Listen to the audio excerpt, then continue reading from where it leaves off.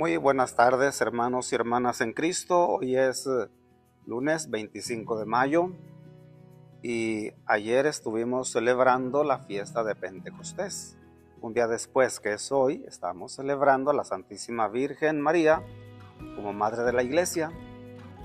El Papa Francisco en el año 2018 quiso introducir esta conmemoración dentro de la liturgia para este día. Entonces, él ha querido que celebremos un día después de Pentecostés a María como Madre de la Iglesia. Ciertamente en la Biblia no aparece María con ese título, ¿no?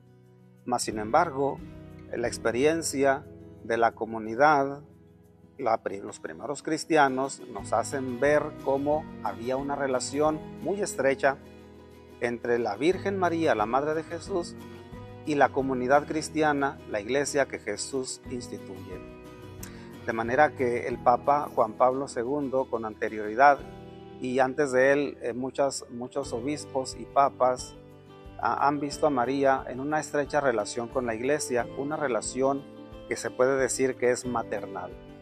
Por eso podemos afirmar no solamente que María es la Madre de Dios, en cuanto que ella llevó en su seno a Jesús, el Hijo eterno del Padre, sino que también ella es madre de la iglesia que Cristo fundó. Y el Papa expresa que ya desde el momento mismo de la Anunciación, María hace una aceptación, puesto que fue llamada a dar su consentimiento para la llegada del reino mesiánico, que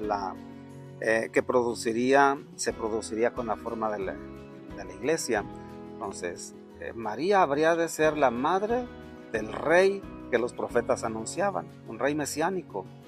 Y ese reino estaría concretizado en una comunidad.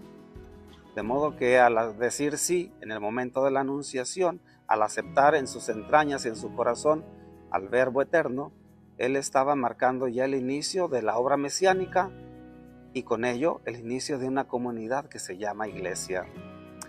Asimismo, en las bodas de Caná, ella anticipa el ejercicio mesiánico de su hijo Jesús, cuando le dice en las bodas de Caná: hijo, ya no tienen vino. Y es ahí en donde Jesús accede a hacer un signo de ese reino que él va a iniciar. De modo que ella colabora en la iniciación del reino de Dios, que tiene su semilla y comienzo en la iglesia. Tercero, en el Calvario sucede algo también sumamente interesante, muy conmovedor. María se unió al sacrificio de su Hijo e hizo su propia contribución materna a la obra de la salvación. Le da su tinte materno. En la cruz se está realizando nuestra salvación por el sacrificio de Jesús. Y ese sacrificio, ese sufrimiento de Cristo sobre el madero, está acompañado del sufrimiento maternal de María. Claro que es Jesús el que nos da la salvación, pero miren cómo María está asociada al dolor de su Hijo, como una madre que está al principio de un nuevo ser, que está dando a luz, como una mujer cuando da a luz a un hijo con dolores. Así María está padeciendo un sufrimiento terrible, viendo morir a su hijo, pero en ese momento está aconteciendo que surge el nuevo pueblo de Dios. La iglesia brota del costado abierto de Jesús.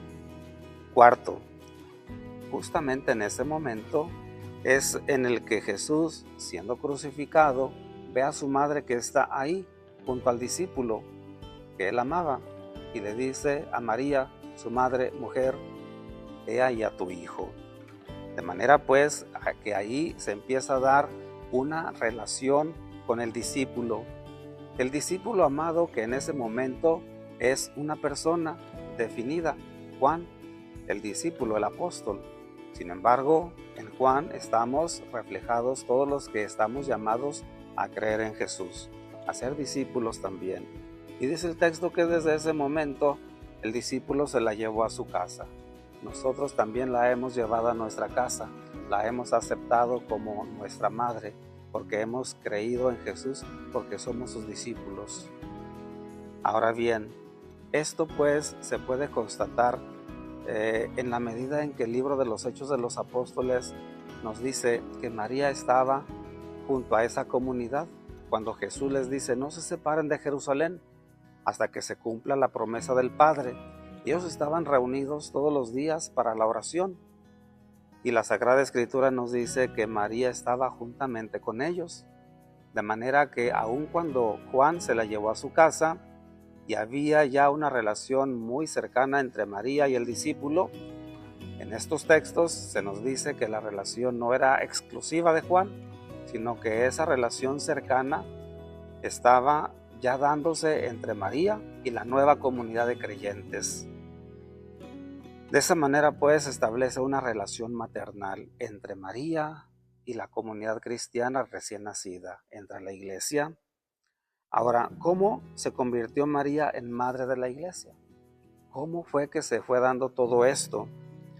Podríamos decir que el Padre eligió a María de entre todas las mujeres para ser la madre según la naturaleza humana de su Hijo divino. Sí, María es madre de Jesús según la carne, porque María no dio origen al Verbo que es eterno, sino que lo recibió en sus entrañas y lo dio a luz y lo acompañó en su crecimiento. De manera que María es elegida por el Padre para ser la madre de Jesús. Ahora, San Pablo nos dice que la iglesia es el cuerpo místico de Cristo y Cristo es la cabeza de ese cuerpo.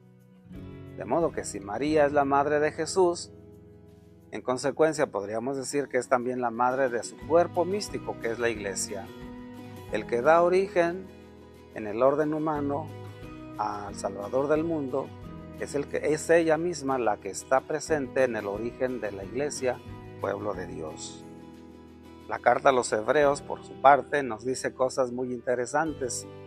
El autor de este texto, haciendo alusión a textos del Antiguo Testamento, dice esto: que vemos a Jesús, que por un tiempo fue hecho menor que los ángeles, coronado de gloria y de honor a causa de su sufrimiento y de la muerte, para que por la gracia de Dios gustara de la muerte por todos. Por eso no se avergüenza de llamarnos hermanos. Jesús nos llama así, hermanos, diciendo: proclamaré tu nombre a mis hermanos en medio de la congregación, te alabaré. De modo que Jesús nos ha querido decir para que fuéramos realmente sus hermanos. Y la que es madre de Jesús, en consecuencia, es la madre de los hermanos de Jesús. Tú, yo, los que hemos creído en Él.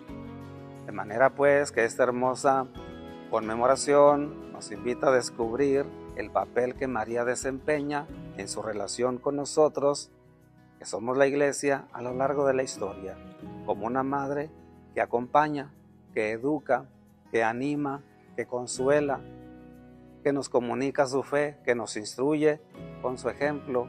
Todo eso es María y mucho más. ¿Quién de nosotros no podrá estar tan agradecidos con ella? Porque aunque ella, su misión fue estrechamente, en un principio, con la obra de Jesús, sabemos que en el libro de los Hechos de los Apóstoles, ella está ejerciendo su maternidad también con la iglesia. Y aun cuando ella está en el cielo, no deja de ejercer ese papel maternal con nosotros, iglesia peregrina, que mientras vamos de camino, ella también sigue intercediendo por nosotros y proporcionándonos todos los bienes, como los que acabo de mencionar.